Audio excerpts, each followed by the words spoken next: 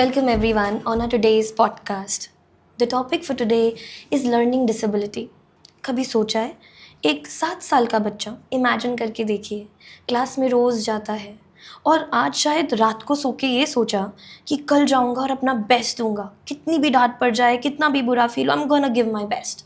और वो जाता है स्कूल में और अभी ये ठान के बैठा हुआ है कि जैसे ही सवाल आएगा मैं हाथ उठाऊंगा क्योंकि मैंने कल पूरी पढ़ाई करी, पूरे कॉन्फिडेंस के साथ। पर जैसे ही हाथ उठाता है, टीचर सवाल पूछता है, शिवरिंग सी हो जाती है, हाथ पैर कांपने लगते हैं, बोल नहीं पाता है। टीचर कहती है अच्छा रीडिंग कर लो, किताब में से पढ़ लो। जैसे ही किताब में देखता है, सारे सवाल, सारे शब्द जैसे डांस करने लगते हैं। बच्चा कितना भी एफर्ट कर ले, कितना ही विल पावर दिखा दे, वो नहीं कर पाता। फिर वो सोचता है मैं बहुत एफर्ट करके बहुत अच्छे मार्क्स लेकर आऊँगा, नो मैटर व्हाट, मैंने सारी तैयारी अच्छे से करी है, मुझे सब समझ में आता है। लेकिन फिर भी रिजल्ट्स वैसे ना आ पाए।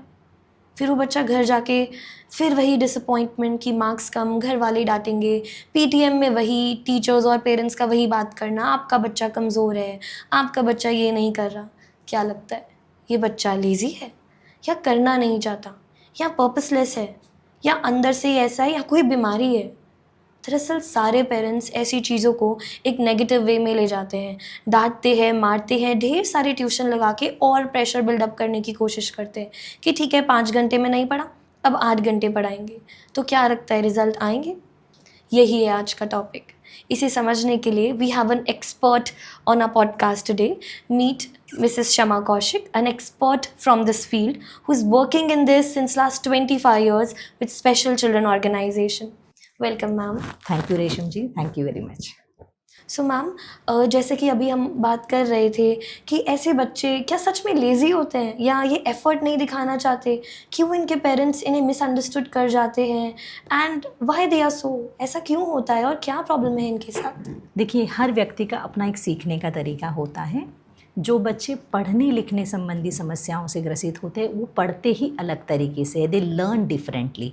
जो एक सामान्य या एक अलग बच्चा क्लासरूम का है जिसका पढ़ने का पैटर्न अलग है, और जो बच्चों में कोई पढ़ने लिखने संबंधी चैलेंजेस होते हैं वो अलग तरीके से पढ़ते हैं। और शायद यही कारण है कि वो अपनी क्लास के साथ उस समय मैच नहीं कर पाते हैं, या वो जो रिज़ल्ट बाकी बच्चे लेकर आ रहे हैं वो उस क्लास में नहीं लेकर आ रहे हैं। जो पेरेंट्स आप कह रहे थे वो बिल्कुल सही कह रहे हैं कि पेरेंट्स फिर कहते हैं कि ये लेज़ी है, ये करना नहीं चाहता है।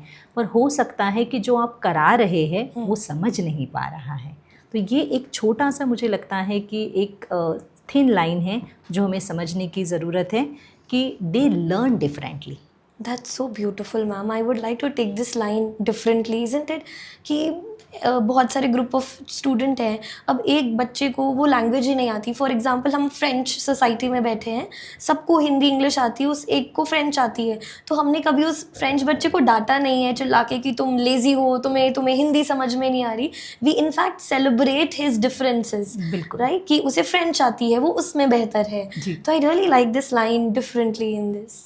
So ma'am, the way we were talking about differences, so are there any difference between these learning disabilities, slow learning and dyslexia, dyscalculia? ये एक दूसरे से कैसे अलग है मैम? देखिए, अगर हम लोग RPWD एक्ट को देखते हैं तो वहाँ एक पैटर्न है इंटेलेक्चुअल डिसेबिलिटी, एक डिसेबिलिटी है, और एक है लर्निंग डिसेबिलिटी। इंटेलेक्चुअल डिसेबिलिटी और लर्निंग डिसेबिलिटी दोनों डिफरेंट है। इंटेलेक्चुअल डिसेबिलिटी में आपका जो अंडरस्टैंडिंग कोशेंट होता है, जिसे हम IQ कहते हैं, वो बिलो एवरेज होता है। पर लर्निंग डिसेबिलिटीज़ के जो बच्चे होते हैं वो एवरेज IQ के होते हैं, और हो सकता है अबव एवरेज IQ के भी हो। तो अगर हम बात करते हैं Thomas Alva Edison, above average IQ, उन्हें भी लर्निंग डिसेबिलिटी थी। तो कभी भी लर्निंग डिसेबिलिटी के बच्चे इंटेलेक्चुअल डिसेबल्ड नहीं होते। इंटेलेक्चुअल डिसेबिलिटी के अंडरस्टैंडिंग लेवल कम होने की वजह से वो नहीं समझ पाते हैं।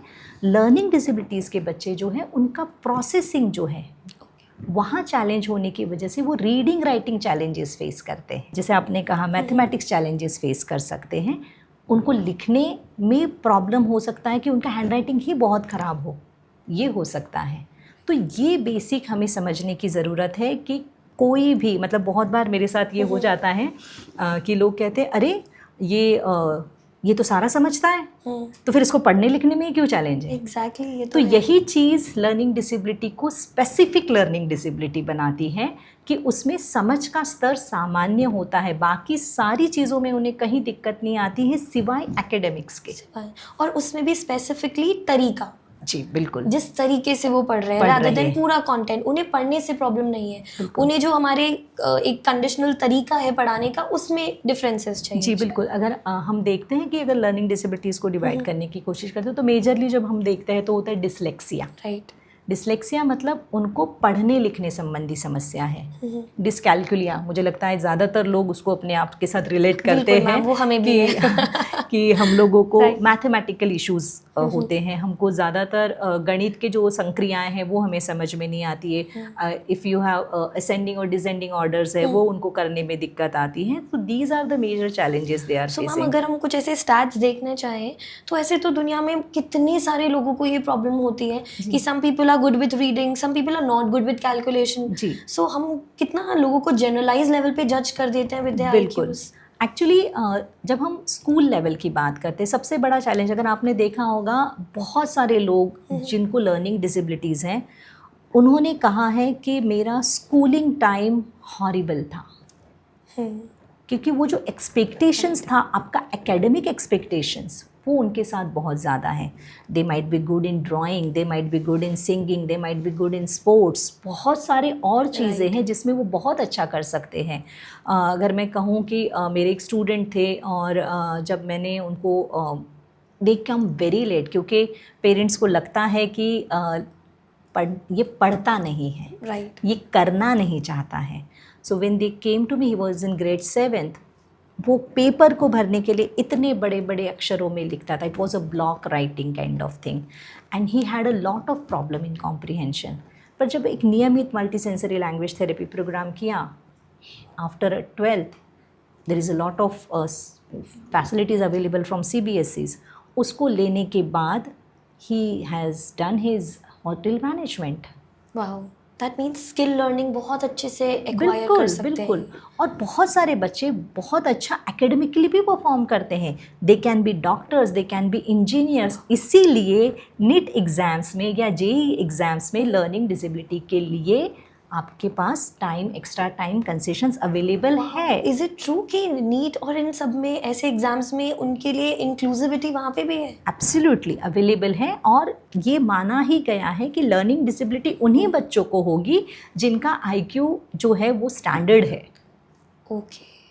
और उनको एक अकोमोडेशन की ज़रूरत है कि वो बाकी बच्चों के साथ परफॉर्म करने के लिए, हो सकता है उनको एक्स्ट्रा टाइम की ज़रूरत है, हो सकता है उनको एक्स्ट्रा एक स्क्राइब की ज़रूरत है। That's the only thing they require. And the moment I listen to all this, ma'am मुझे ऐसा लगता है इतने सारे पेरेंट्स के सवालों के जवाब मिल गए।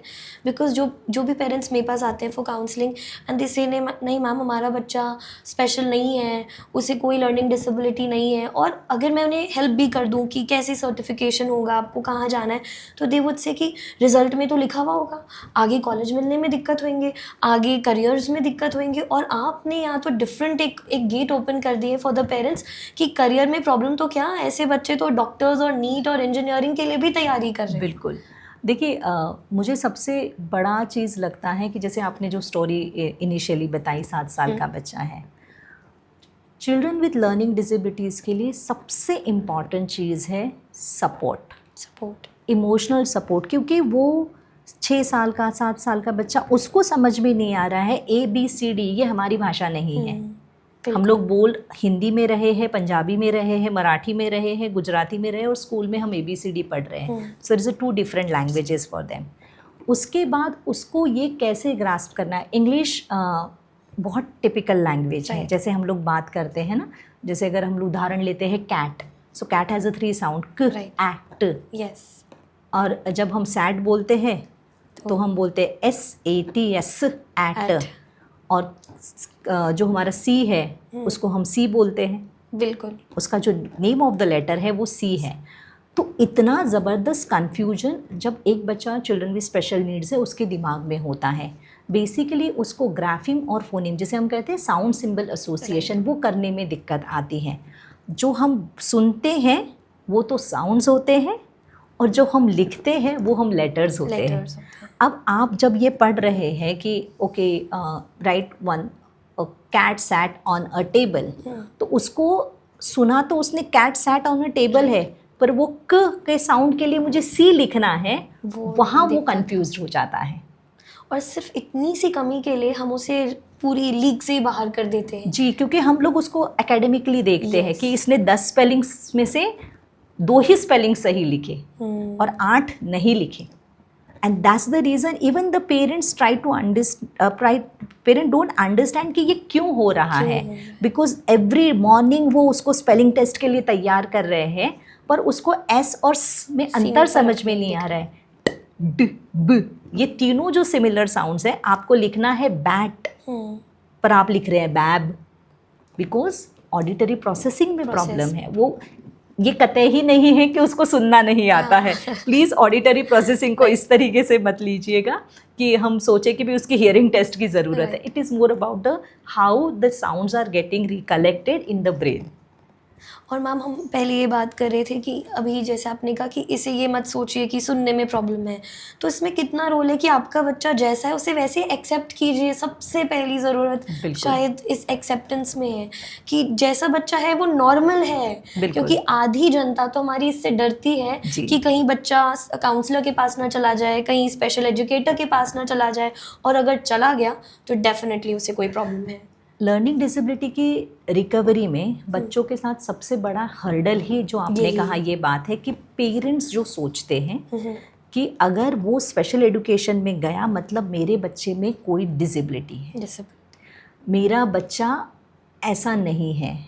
वो एक्सेप्टेंस लेवल पेरेंट्स में नहीं होने की वजह से बहुत सारे बच्चे पूरा एकेडमिक लाइफ में स्ट्रगल करते हैं। अभी थोड़े दिन पहले, 2 साल पहले की बात है, मेरे पास एक 6 स्टैंडर्ड के स्टूडेंट आए और उनके मदर के साथ आए। जब हमने पूरा असेसमेंट किया, we observe that the child has a learning disability, specifically dyslexia है उनको। तो जब हमने बात करी तो मैडम ने कहा कि उनके मदर ने कहा कि हम लोग जो है उसको बहुत अच्छे से पढ़ाते हैं मैम, अभी ये ना करना ही नहीं चाहता, बहुत स्लो लिखता है और ना ध्यान नहीं देता है, इसका ध्यान नहीं होता है। जब उनके साथ लगातार ये बात करी कि मैम इसके आप अगर पैटर्न ऑफ रीडिंग देखेंगे या पैटर्न ऑफ राइटिंग देखेंगे, कंसिस्टेंट मिस्टेक्स कहाँ कर रहा है, वो सारे स्पेलिंग्स मिस्टेक्स कर रहा है वावल साउंड्स में, क्योंकि उसको वो समझ में नहीं आ रहे हैं। वो कंटिन्यूस मिस्टेक कर रहा है अपने जो सिमिलर साउंड्स है उसमें, उसको कॉम्प्रिहेंशन समझ में नहीं आ रहा है, इसलिए वो लिख नहीं पा रहा है लंबे समय तक। तो ये जो बेसिक सिंटैक्स है जो हम एक सेंटेंस लिखने के लिए हमको ज़रूरी है, वो उसे समझ में नहीं आ रहा है। आप उसको मगअप करा रहे हैं, आप उसको बोल रहे हैं कि याद कर याद कर याद कर, और उसको लिखना आ ही नहीं रहा है क्योंकि वो उसको रिकलेक्ट नहीं कर पा रहा है। तो ये जो सबसे बड़ा चैलेंज है पेरेंट्स का एक्सेप्टेंस कि मेरा बच्चे में चैलेंज है, क्योंकि इंटरनली हर एक पेरेंट्स जो अपने बच्चे के साथ काम करता है वो उस बच्चे के स्ट्रगल को जानता है। वो 1.5 घंटा 2-2 घंटा एक पैराग्राफ याद कराते हैं जो बच्चा लिख नहीं पाता है। तो जब तक पेरेंट्स ये एक्सेप्ट नहीं करेंगे तब तक उन बच्चों के लिए कोई भी रेमेडियल्स नहीं होंगे। हम लोग लर्निंग डिसेबिलिटीज़ में हमेशा कहते हैं कि हमें रेमेडियल क्लासेस करनी है। रेमेडी का मतलब क्या है? आपको सर्दी ज़ुकाम हो गई, आपने रेमेडी ले ली। तो उसी तरीके से अगर लर्निंग डिसेबिलिटी है, अगर आप रेमेडियल्स लेते हैं, पढ़ना कैसे है वो सिंपल तरीके से सिखाया जाता है, लिखना कैसे है वो सिंपल तरीके से सिखाया जाता है, and most of the challenges goes down. Right. आप जैसे बोल रही हैं मैं दिमाग में इमेजिन करती जा रही हूँ कि एक बच्चा है जो कि ऑलरेडी प्रेशर नहीं ले पा रहा, उसका तरीका अलग है समझने का, और हम उस पर और बोझा डाले जा रहे हैं, वो बच्चा और झुकता जा रहा है। तो इनफैक्ट गलत तरीके हम और थोपे जा रहे हैं उस बच्चे पे रादर देन राइट और सिंपल तरीके। सो इन्हीं चीज़ों के लिए मैम आई थिंक ये पॉडकास्ट आज उसी रीज़न से हो रहा है कि पेरेंट्स भी उस चीज़ को समझे।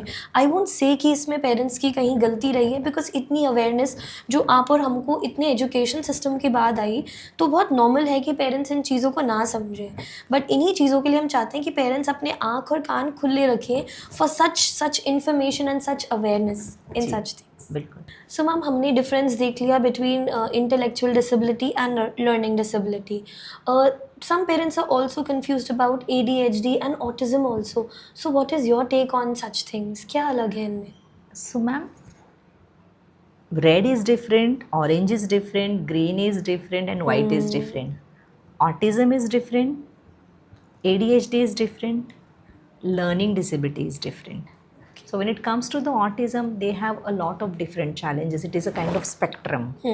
तो जब हम स्पेक्ट्रम की बात करते हैं तो उनको सोशलाइजेशन इश्यूज़ होते हैं and because of that they were not able to communicate with each other, और बहुत सारे लैंग्वेज इश्यूज़ होते हैं और उनका सबसे बड़ा चैलेंज ही लैंग्वेज होता है. But even in children with autism there are high functional children with autism जो बहुत सारा काम कर सकते हैं but they are not able to socialize. तो ये सबसे पहली बात. तो learning disability is not about the autism. Secondly, ADHD and learning disabilities, they are also different. ADHD is more about the attention deficit. There are few children with learning disability might have a problem with the attention and the kind of hyperactivity, but that can be controlled in a time being. वो वाली चीज़ें हैं. ADHD personally जब हम बात करते हैं तो ADHD की वजह से because they are not paying attention, they are not sitting at one place, and that's why their learning is hampered. So the entire उनका वो प्रोसेस में प्रॉब्लम नहीं है कि उनको अक्षर समझ में नहीं आ रहे हैं, उनको सीधा उल्टा लग रहा है, बी को डी समझ रहे हैं, डी को टी समझ रहे हैं, ये वाली चीज़ उनमें नहीं होती है. पर जब लर्निंग डिसेबिलिटीज़ की हम बात करते हैं तो उनका तो प्रोसेस ही पूरा अलग होता है. सबसे पहले जैसे मैंने कहा कि नॉर्मल इंटेलिजेंस है. दूसरा, उनको चीज़ों को देखने में, विजुअली परसीव करने में, जैसे बोर्ड में लिखा है कोई लेटर लिखा है टी है, टी को वो एल लिख के आ जाएंगे, जो बी है उसको डी लिख कर आ जाएंगे. तो लेटर्स बहुत सारे उल्टे कर देते हैं. लाइन उनकी जो है ऊपर नीचे हो जाती है. फर्स्ट सेंटेंस लिखने के बाद कोई लास्ट सेंटेंस में चला जाएगा. तो वो चीज़ें हैं. तो इनको हमें कभी मिक्स नहीं करना चाहिए. There are different things all together. With this, one more important question that comes to my mind. कुछ पेरेंट्स ऐसे बच्चों को डॉक्टर्स के पास ले जाते हैं और डॉक्टर के पास तो चलो उनके पास भी पेरेंट्स गए हैं तो नहीं आप दवाई लिख के दो, तो डॉक्टर्स भी बेचारे मजबूर हो जाते हैं और दवाइयाँ लिख के दे देते हैं. तो do you think learning disability में दवाइयों का कोई रोल होता है या? देखिए, लर्निंग डिसेबिलिटी और सर्दी खांसी ज़ुकाम नहीं है, ठीक है, और सिर्फ प्रोसेसिंग डिज़ॉर्डर है जो आपको लगातार एडेप्टेबिलिटी से ठीक करनी पड़ती है. आपको लगातार वो चीज़ें सिखानी पड़ेगी. टी कैसे बनाना है, बी कैसे बनाना है, सी कैसे बनाना है. तो जब आप ये सिखाते हैं नियमित रूप से, यहाँ कहीं मेडिकेशन काम नहीं करता है. Definitely the children those who have hyper activity या ऑटिज़म में जब वो बहुत ज़्यादा कोई हाइपर एक्टिविटी की चैलेंजेस होते हैं, वहाँ डॉक्टर में रिक्वायर्ड द मेडिकेशन. पर लर्निंग डिसेबिलिटी दवाइयों से ठीक नहीं होता है. लर्निंग डिसेबिलिटी अगर आपको ठीक करनी है तो आपको बच्चे के साथ प्रैक्टिस ही करनी पड़ेगी. सो हम ये बात बिल्कुल कह सकते हैं ना कि लर्निंग डिसेबिलिटी कोई बीमारी नहीं है जो कि किसी दवाई से ठीक हो जाए. या आपके बच्चे का एक डिफरेंशियल पैटर्न है जिसे हमें ही कैच करके हमें लर्न करना है कि कैसे उसे आगे सिखाना है. So ma'am, what are some myths about learning disability that you should like to debunk today? First of all is learning disability is not intellectual disability at all. Very nice. That is the first thing. Secondly, as you said, they are not lazy. हमारे बच्चे lazy नहीं हैं. They don't want it to bunk. They are not arrogant. ये बात नहीं मानने वाले बच्चे नहीं हैं. Learning disability is not about doing nothing. Learning disability is not about कि हम लोग जो है कि पढ़ने लिखने के लिए हमको जोर आ रहा है, जो इन कॉमन लैंग्वेज में पेरेंट्स या टीचर बोलते हैं कि इनको जोर आ रहा है, ये पढ़ना नहीं चाहते. It's not about that. And most important thing is child with learning disability is not a child who we can say dumb, मूर्ख है. सो ये जो लेबलिंग टर्म्स हैं ये बहुत डेंजरस होती है बच्चों के. बिल्कुल. तो सबसे बड़ा मिथ है कि हमें शायद लेबल किसी भी चीज़ के साथ नहीं करना. Absolutely. And they are going to compete with everyone later in life. बिल्कुल. So ma'am, looking in preschool and early childhood, what signs and symptoms that parents should be aware of or teachers and school as an organization should catch them? ऐसे कौन से symptoms हैं उन बच्चों के जिसको हमें लेकर समझना चाहिए? तो specifically when we talk about the learning disabilities, जब बच्चे बहुत छोटे होते they are very good in to the orals most of the time, they give the answers in the orals. पर जब रीडिंग राइटिंग है या कुछ रिकॉल करना है, इमीडिएटली रिकॉल करना है, सो वो कर नहीं पाते हैं. जैसे शॉर्ट टर्म मेमोरीज़ में उनको बहुत ज़्यादा चैलेंजिंग होता है, सीक्वेंसिंग मेमोरीज़ में उनको बहुत चैलेंज होता है. आप बोलेंगे ABCD को सीक्वेंस में लिखिए तो वो लिख नहीं पाएंगे. दूसरा सबसे इम्पॉर्टेंट चीज़ जब बात करते हैं छोटे बच्चों के साथ, हो सकता है कि हम ये देख सकते हैं कि उनका लैंग्वेज डेवलपमेंट डिले आया हो, कि उन्होंने बात करना थोड़ा सा देर से सीखा हो, ये भी एक चैलेंज हो सकता है. क्लासरूम्स में जब हम बात करते हैं, अगर आप उनको ड्राइंग देंगे या कुछ कलरिंग वो बहुत अच्छा कर रहे हैं, पर जब आप उनको लिखने के लिए कोई चीज़ दे रहे हैं, so they were not able to recall that. तो ये छोटी छोटी चीज़ें हम लोग नर्सरी और LKG फर्स्ट तक हो जाती है. एक्चुअल जब हम बात करते हैं लर्निंग डिसेबिलिटी को आइडेंटिफाई करने की, तो मुझे ऐसे लगता है एज 9, साइंटिफिकली भी इसको हम करते हैं कि अप टू एज 9 तक हमें देखना चाहिए कि भी बच्चे को पढ़ने लिखने में चैलेंज हो रहे हैं या नहीं हो रहे हैं. तो जब मैं एज 9 की बात करती हूँ, that is up to grade 2 और 3 के बीच में आ जाता है. उस समय ये होता है कि आपका ग्रेड 1 हो गया है, grade 2, in spite of grade 1 learning, in spite of grade 2 learning, अगर बच्चा same challenge of reading writing में फेस कर रहा है, दैट मीन्स चैलेंज, वो बच्चे एक प्रकार का कोई ना कोई चैलेंज फेस कर रहा है उसकी रीडिंग और राइटिंग में. And that is a alarming sign, क्योंकि नर्सरी का जो पीरियड है या LKG और HKG का period, it is more about the learning. They are already getting acquainted with the situation और द सेटिंग्स और something like that.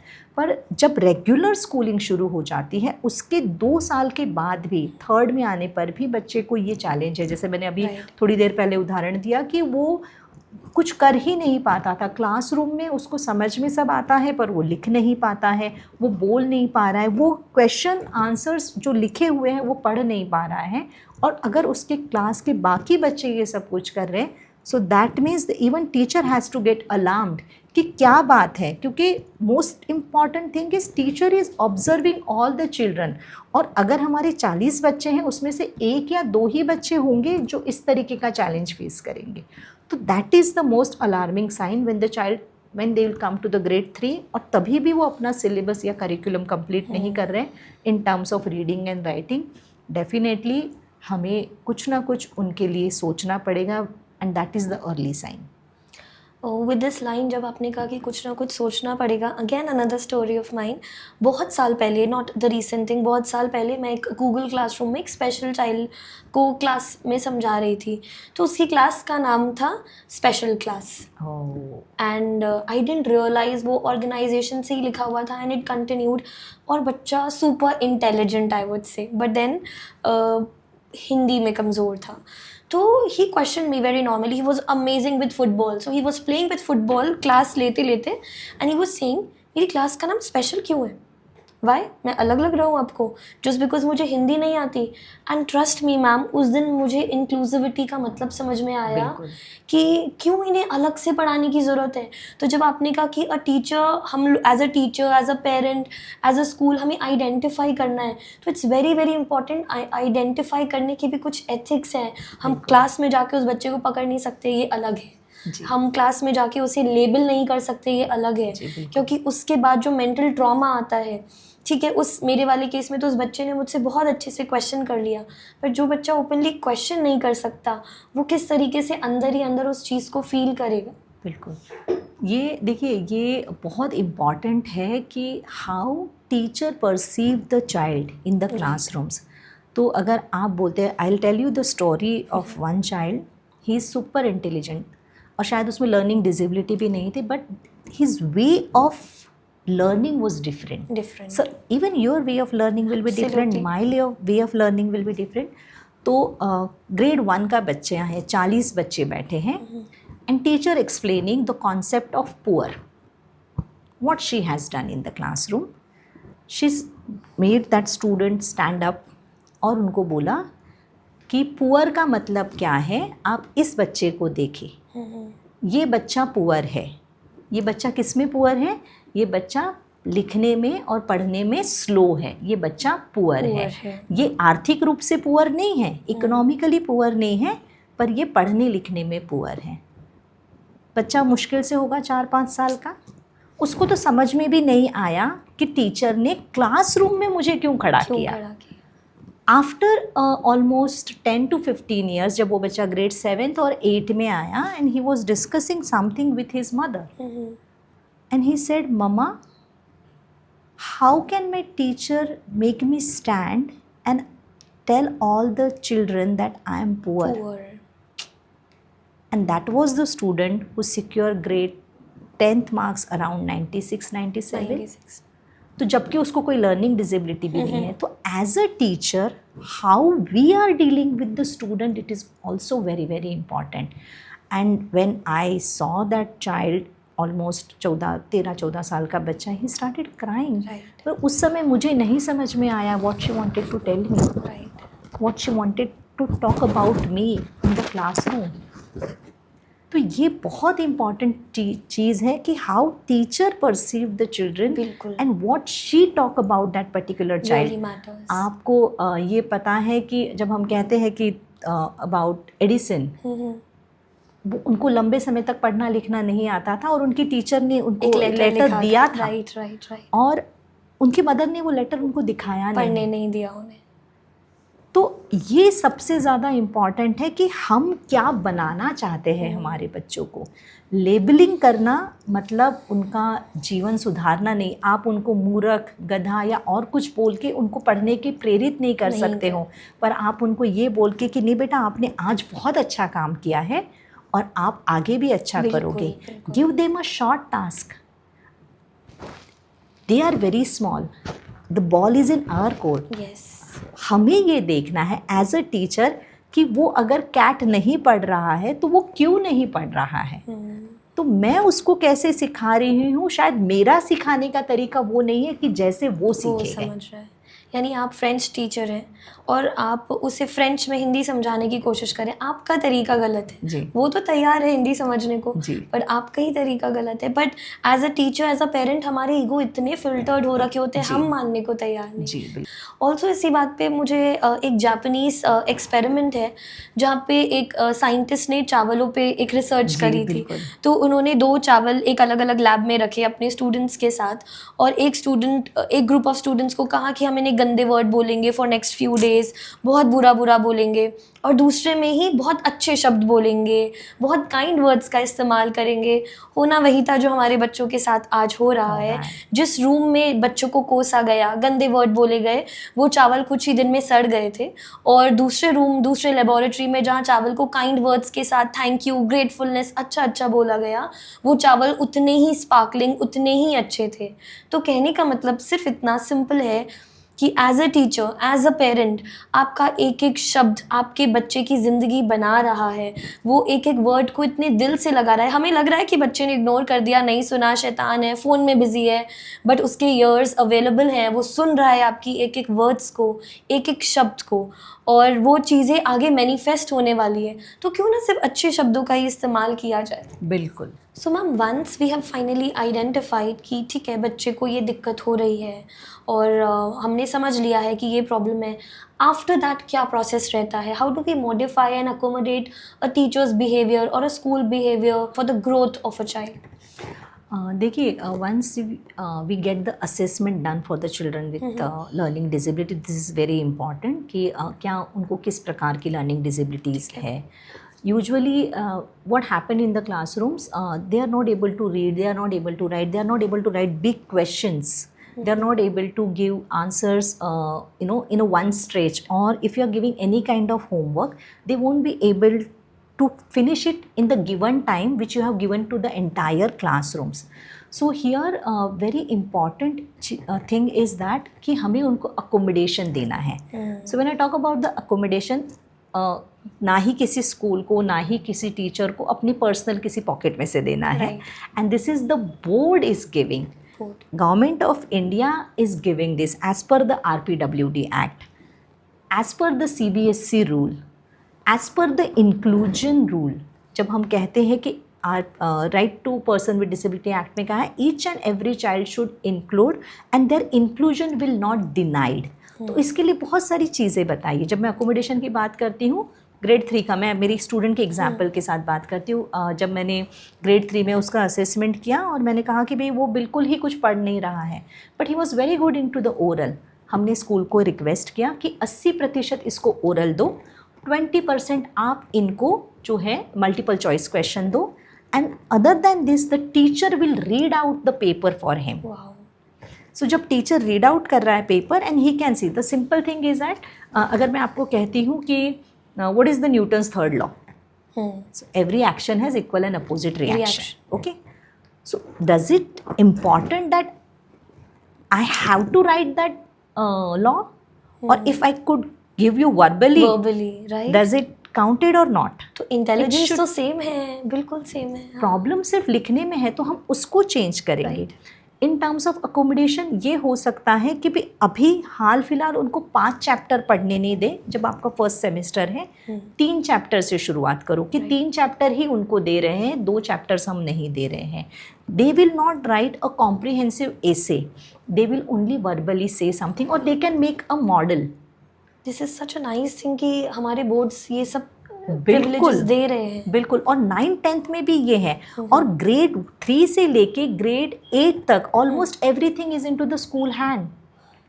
School administration के अंदर है, क्लासरूम के अंदर है, टीचर के पास है, तो teacher can do all this accommodation modification and nobody will ask you a single question कि आपने इस बच्चे के साथ ऐसे क्यों किया, because you really wanted to include that child into the classrooms.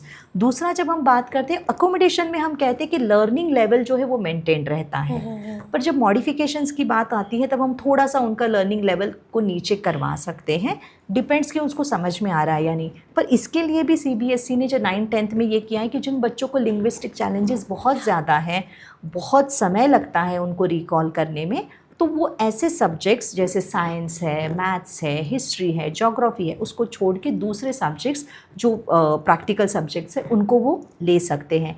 पर इसकी शुरुआत तो स्कूल से होगी, because teacher nose the best. और ये छोटी छोटी चीज़ें, अकोमोडेशन मॉडिफिकेशंस हम बच्चों को देना शुरू करेंगे, they will feel confident in the classroom. उनको ऐसे नहीं लगेगा, जैसे आपने बहुत पहले एक बात कही कि स्पेशल क्लास, बच्चों को जब हम रेमेडियल क्लासेस में जाते हैं तो मत बोलिए कि आप स्पेशल क्लास में जा रही हैं। आपके स्कूल का रेमेडियल क्लासरूम इस तरीके से होना चाहिए, every child can go there, right.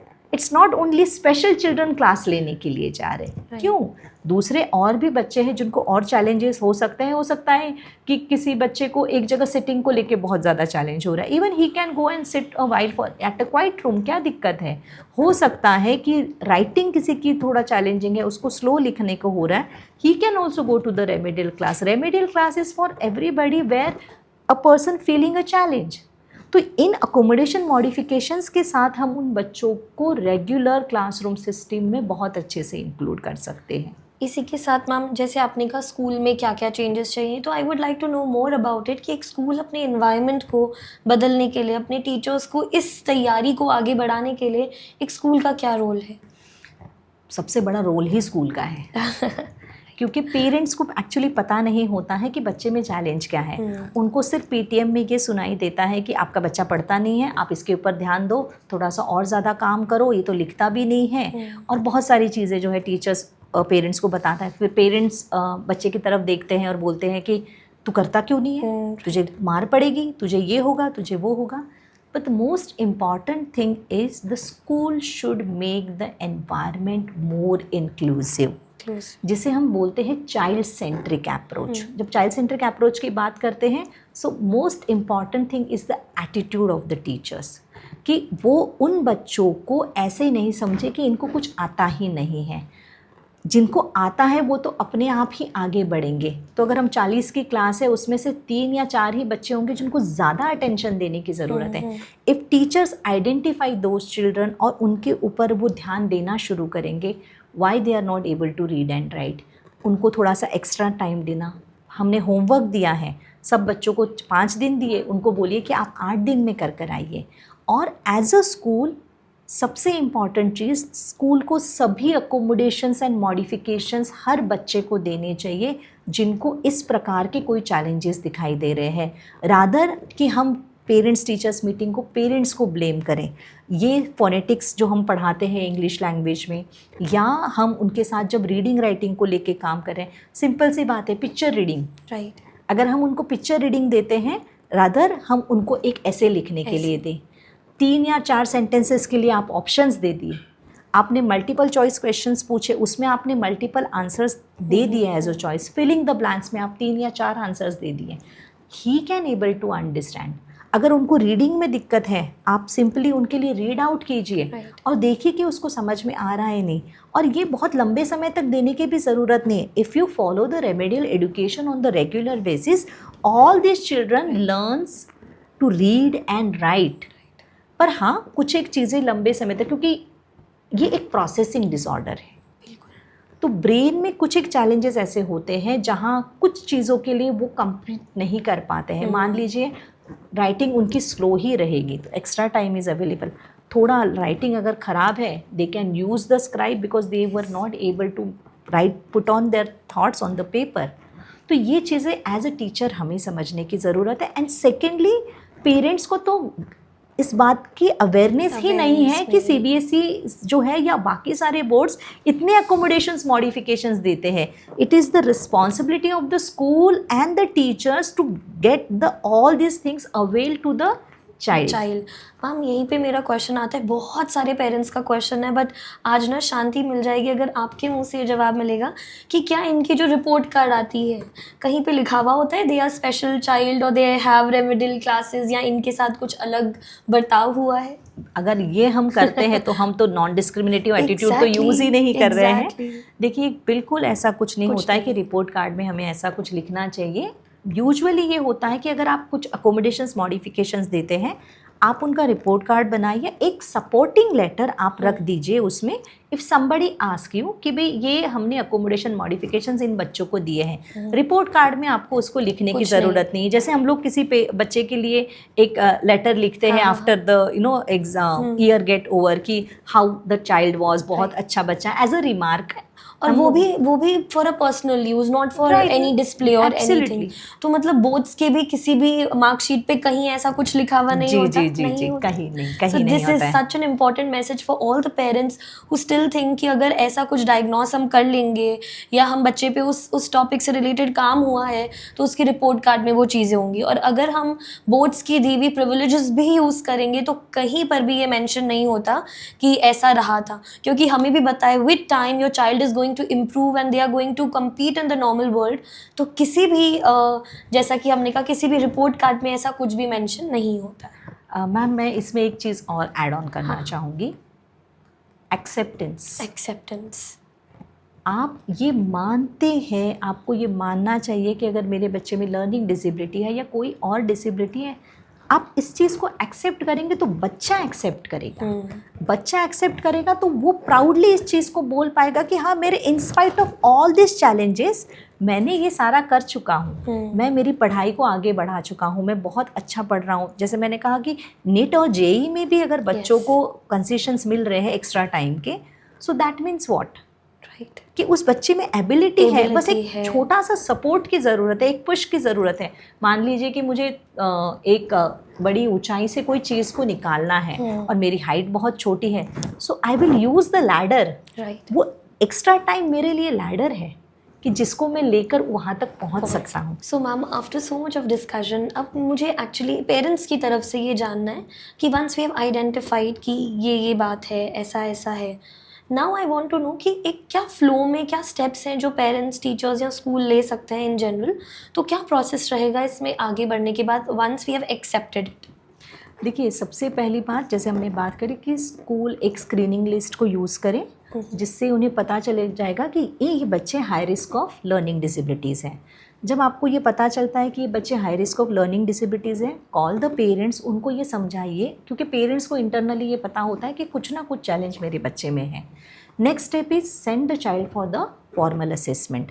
बहुत छोटे बच्चों को, जैसे कि मैंने कहा कि भेजने की ज़रूरत नहीं, जब बच्चा 9 ईयर्स का हो जाए तब हम शुरू करें कि भी उसका लर्निंग डिसेबिलिटीज़ चैलेंजेस है या नहीं, उसकी टेस्ट हम कर सकते हैं। जब वो टेस्ट पॉजिटिव आता है, start the remedial classes. Remedial classes की जब हम बात करते हैं तो जैसे मैंने कहा कि भी जहाँ हम ग्राफिंग फोनिंग की बात करते हैं, कि साउंड सिंबल एसोसिएशन की बात करते हैं, राइटिंग की बात करते हैं, कि वो स्लोली कैसे पढ़ना है वो बच्चे को समझ में आता है। Same time school as a holistic development of the child, हमें ये देखना पड़ेगा कि उसका इंटरेस्ट किस किस चीज़ में है। हो सकता है कि उसको डिस्कैल्कुलिया है तो हम उसको मैथ्स के लिए बहुत ज़्यादा फोर्स नहीं करते हुए उसका मैथ्स सब्जेक्ट को इन फ्यूचर चेंज कर सकते हैं। रीडिंग राइटिंग का challenge in spite of remedial education consistently है उसके साथ, वो रिकॉल नहीं कर रहा है, उसको मेमोरी सिक्वेंशियल मेमोरी में प्रॉब्लम है, वो लंबे आंसर्स को याद नहीं कर पा रहा है, then we can ask him to give some subject concessions, जैसे वो 9th-10th में वो सब्जेक्ट कंसेशंस ले सकता है। और फिर अपने जो पसंदीदा सब्जेक्ट्स हैं, हम देख सकते हैं बहुत सारे बच्चे बहुत अच्छा म्यूज़िक करते हैं, ड्राइंग करते हैं, पेंटिंग करते हैं, बहुत सारे बच्चे साइंस में बहुत अच्छा करते हैं, तो जो उनका इंटरेस्ट ऑफ द सब्जेक्ट्स है वो हम उनको दें, एंड उसके साथ उनके लिए अगर एक्स्ट्रा टाइम की ज़रूरत है because that is given by the board, जो हम उनको दे सकते हैं। तो मुझे लगता है ये एक हमें फ्लो यूज़ करना चाहिए। And most important thing from my bottom of my heart, I would like to tell the parents, accept your child the way he is or way she is, and I would request teachers, don't say bad words or don't say a negative words to your students. तो ये दो चीज़ें अगर हम लोग करेंगे, अगर ये हम फॉलो करते हैं, all learning disabled children will do best in their life, क्योंकि ब्रेन लेवल पे they are all having a normal IQ, they are normal in a way, उनको किसी भी प्रकार की इंटेलेक्चुअल डिसेबिलिटीज़ नहीं। आप जो बोल रहे हैं उनको बहुत अच्छे से समझ में आ रहा है, and they are feeling very bad. आप अगर उनके इंटरव्यूज़ देखेंगे, मेरे बहुत सारे स्टूडेंट्स हैं, जब मैं एक स्टूडेंट को एक बार उन्होंने अभी नीट की एग्ज़ाम दी है, जो मैंने उनको पूछा जब वो बहुत छोटे थे, टीचर को तो लगता है मुझे तो कुछ आता ही नहीं Very true. पर मुझे आता है, पर मैं बता नहीं पाता हूँ। हाँ, मैं यहीं पे यही बात करूँगी कि जो टीचर्स हैं वो आपके और हमारे एज के हैं, तो they are not that young जहाँ पे ये इंक्लूसिविटी वाली पढ़ाई ज़्यादा कराई गई। तो जनरली क्या होता है कि जैसे ही इन टॉपिक के रिलेटेड अवेयरनेस होती है स्कूल्स में, स्कूल अपनी तरफ से बेस्ट करते हैं, पर एक जनरल एक कमेंट आ जाता है, हमारे टाइम तो ये बीमारियाँ नहीं हुआ करती थी, हमारे टाइम तो पेरेंट्स आँख दिखा देते, हमें पढ़ना पड़ता था। तो इस पे आप कुछ कहना चाहेंगे, एक मैसेज ऐसा दीजिए for parents, for teachers, for families, कि दे शुड अंडरस्टैंड कि क्या है ये सब। देखिए, एक सिंपल सी बात है, हम लोग किसी भी जगह पर जाएंगे, चाहे कोई भी टीचर हो या कुछ भी हो, द मोमेंट हम उस हर्ट से या उस ग्रुप में से हमको कोई अलग करने की कोशिश करेगा, in terms of language, in terms of colour, in terms of gestures और whatever it will be, आपको बुरा लगेगा ही लगेगा। जैसे आप साइकोलॉजिस्ट हैं और मैं आपको इंजीनियरिंग वाले लोगों के साथ बिठा दूंगी, और जब वो कुछ बता रहे हैं, कर रहे हैं, आप अपने आप में अलग फील करेंगे। इन जर्नल लैंग्वेज में अगर हम बात करें, हम लोग 10 लोगों के साथ बैठे, आज हम लोग यहाँ बैठे, हम लोग हिंदी बोल रहे हैं, और हम लोग अगर तमिलनाडु चले जाते हैं और हम लोग वहाँ ये पॉडकास्ट करने की कोशिश करते हैं, हम अलग फील करेंगे, हम लॉस्ट फील करेंगे। तो ये नहीं है कि ये पिछले समय था नहीं, अगर नहीं होता तो थॉमस अल्वा एडिसन नहीं होता। बिल्कुल बिल्कुल। तो आज की तारीख में जिस तरीके से साइंस आगे बढ़ रहा है, हम इन चीज़ों को पहचान पा रहे हैं। उस समय वो बच्चे स्कूल से आउट ही हो रहे थे, हो जाते थे, टीचर्स उनको आउट ही कर देते। उस समय सारे बच्चे फेल जो होते थे वो सिस्टम में नहीं रहते थे। इसीलिए सिस्टम में इतने सारे बदलाव किए हैं कि हम बच्चों को फेल नहीं कर रहे हैं। उसका रीज़न ही यही है कि उनको वो मोटिवेशन मिले कि मुझे क्या करना है। तो वो सभी टीचर्स अगर वो ये सोचते हैं कि हमारे समय में तो था नहीं, तो हमारे समय में तो बहुत सारी चीज़ें नहीं थी। अगर हम महिलाएं हैं और अगर कोई फीमेल टीचर है, तो आज हम देखते हैं कि राजा राम मोहन राय ने सती प्रथा बंद कर दी। वो अच्छा किया या बुरा किया? अब तो नहीं पूछा, हमारे समय में नहीं है ये तो हम उसको क्यों नहीं फॉलो कर रहे हैं? क्यों नहीं फॉलो कर रहे अभी भी? तो जो चीज़ें बदलाव है, change is the only thing which is constant.